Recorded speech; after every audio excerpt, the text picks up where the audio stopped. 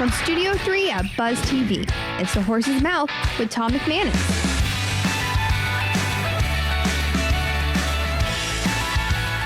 All right, welcome into another edition of The Horse's Mouth at Tommy Max, of course, at my bar. Brought to you by our good friends at Branded Brewski. It's Biz Champions time, and man, we've got a great business to talk about this time around. Scott Mills is here, the founder and owner of Branded Brewski, and we have a great guest. His name's Don Hodges Jr., and he's with Odin's Eye Coffee.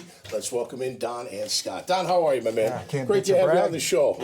Scott, always a pleasure. Great. All right, tell us about Odin's Eye. How long you guys been in business? And obviously, you got a great little blend right there. What's happening? Yes, sir. So we started about 3 years ago. Okay.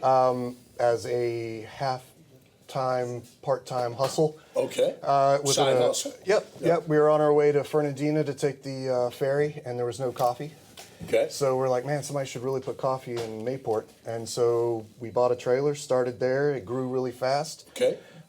We had a really good idea because now there's 3 coffee shops on Mayport Road. We decided to go into the retail side and instead and just have our events trailer for special events and large groups. How'd you go about sourcing the beans that you wanted for your blend?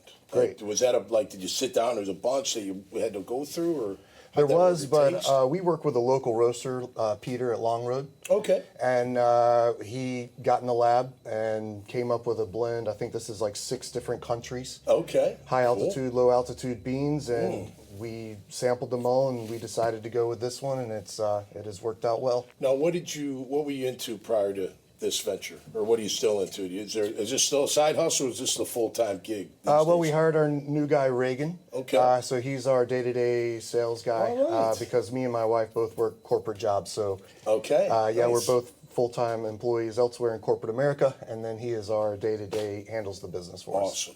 Now, how did you come up with the Odin's Eye title? Sure. I was in a coma, survived a coma car accident in 2007. Oh. And so when they took me off the ventilator, I wasn't supposed to live, but lo and behold, I started breathing, put me back on the ventilator. I got better over a course of time. When we were looking for a name, we wanted something edgy, something nautical for the beach. Mm-hmm. And then we came up with Odin. I found this, our logo is my tattoo that I found when backpacking through Iceland. Okay. And it was just like the logo was there, and the story of Odin is he gave up his eye to drink from the well of wisdom. And when he woke up with the wisdom to create the Nordic gods like Thor and all of them. Whoa. So I woke up, he woke up, we got a little wiser, and it just kind of fit. Did you have long hair before that whole thing, or did the whole Odin's Eye speak to you? I got a little hippier, yeah. Yeah. I woke up with the strongest, or you came back from death. Are you kidding me? I woke up with wisdom and went back to my roots from Panama City Beach, the Redneck Riviera, and started to grow it out. Plus, my wife is from Wisconsin, so anything to look like Aaron Rodgers. There you go. Whatever works. Right? My bank account doesn't look like that, but this is the best I could come up with. Yes, sir. Well, I know you like drinking coffee. You cold brew guy? More hot coffee in the morning? Oh, hot coffee in the morning. Yeah, kind of a fresh grinder guy, you know. Okay, yeah. You know, I grind those beans. Dark roast like Jack's Beach Blend right now?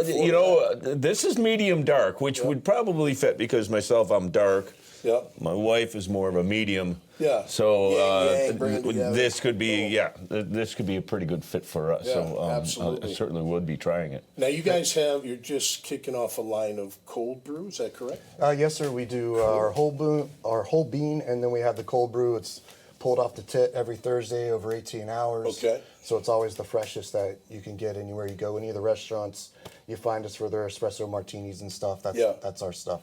All right, here's a question for both of you guys, since you're both in business for yourself. What's the most gratifying part of what you're doing with Odin's Eye? What's the most challenging? Let's start with you. Sure. Connections. Just being in the community, getting to know people, doing right. right Spot, I mean, I wouldn't be here if it wasn't for the networking that we do with Joe and all of those guys. Yeah. Talentino, I think is his last name. Yeah. So, I mean, it's just fun to be out there, be in front, meeting other business owners, and learning from the best. Okay. Yeah. How about challenging? What's challenging? Or that's challenging. What's the best? Meeting those people? Yeah. I mean, we met Mellow Mushroom just a couple days ago. I mean, without this, I wouldn't have come up and said hello. Yeah. I mean, it's just that. Networking. You got to network, don't you? It's no doubt fun. about it, especially when you're running your own company. How about you, Scott? What would you say? What's the most gratifying? Oh, I think gratifying. I think the most gratifying thing is the friends that I've made and acquaintances. Again, networking within the food service industry. You know, a lot of these folks that I've known for 20, 30 years in food service and distribution, and operators of some of the restaurants and you know, standalone establishments. Absolutely. The most challenging for a family-owned business like our own is competing against the corporate giants. Yeah. You know, everything you do seems to be putting out a target for corporate to go after and take it away. You know, so you have to find gobble you up. well, you know, that might be a good thing in a few more years. That's right. It's never easy. The challenge to do it is to avoid that by finding niches where corporate won't fit. That's right. So the smaller volumes, the personalization. You know, in the case of like a roaster here, what we do is we'll work with somebody to co-brand, so he can co-brand his coffee into an establishment, a diner that's using his coffee. So you know, corporate niches. Wouldn't be able to do, you know, to basically infiltrate that. Or putting locations on diner mugs for restaurants, so each location of the restaurant has its own location name on it. Yeah, right. And you know, that takes a smaller volume at a time, and corporate wouldn't be doing that. Don, are you a Jags fan? Yes, sir. Are you? Where are you from originally? Panama City Beach. Oh, really? So Floridian. Yes, sir. Right. Were you a Tampa Bucks fan before that, or I was actually a Dan Marino fan. Not necessarily a fan of the Dolphins, but Dan Marino went to his induction in Hall of Fame. But then when Freddie T and them beat him 62-7, that was his last game. I moved to Jackson 01 and then became a fan since 2001. You got a message that you'd like to deliver to the team while you're sitting here at the bar?